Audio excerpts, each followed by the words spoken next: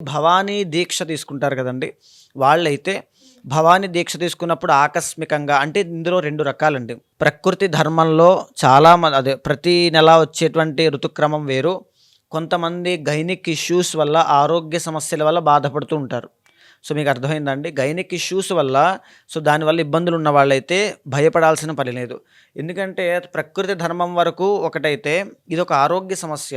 అది జీవితాంతమో లేకపోతే ఒక 10 సంవత్సరాలు ఉంటే 10 సంవత్సరాలు పూజ చేయకూడదా అంటే అలా అని కాదు.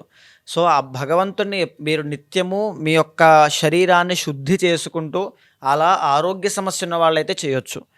సో, ఇలా ప్రకృతి ధర్మంగా ఉన్నవాళ్ళైతే చేయకూడదు.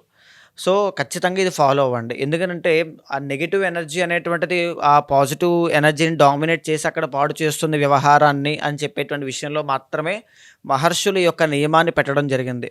అంతకు మించి ఏది డిసప్పాయింట్ అవ్వాల్సిన పని లేదు. ఇంకొకటి ఏంటంటే వితంతువులు.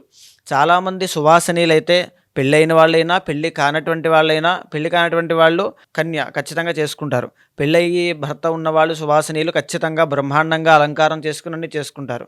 ఇంకా భర్త లేనటువంటి వాళ్ళు వితంతువులు ఏం చేస్తారంటే, నేను చేయొచ్చా లేదా? అసలు నేను ఉపవాస దీక్ష పాటించవచ్చా?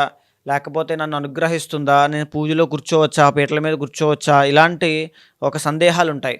నిరభ్యంతరంగా, నిరాటంకంగా ఖచ్చితంగా కూర్చొని చేసుకోవచ్చండి. ఎందుకు అని అంటే అమ్మవారేమీ శాడిస్ట్ కాదు. అమ్మవారేమీ ఒక రకమైనటువంటి సైకిక్ ఏమీ కాదు. అమ్మవారు ఏమిటి అంటే భక్తిపూర్వకంగా ఎవరు ఆరాధన చేసినా సిద్ధిస్తుంది. అలా ఎవరైనా చెప్పినా సరే మీరేమీ నమ్మొద్దు.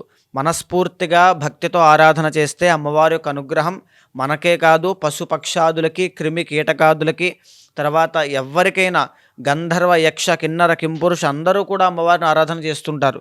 వయోలింగ భేదాలు ఏమీ అవసరం లేదు. 100% శక్తి స్వరూపమైనటువంటి అమ్మవారిని మనసా, వాచా, కర్మణ ప్రతి ఒక్కరూ కూడా ఆరాధన చేయవచ్చు.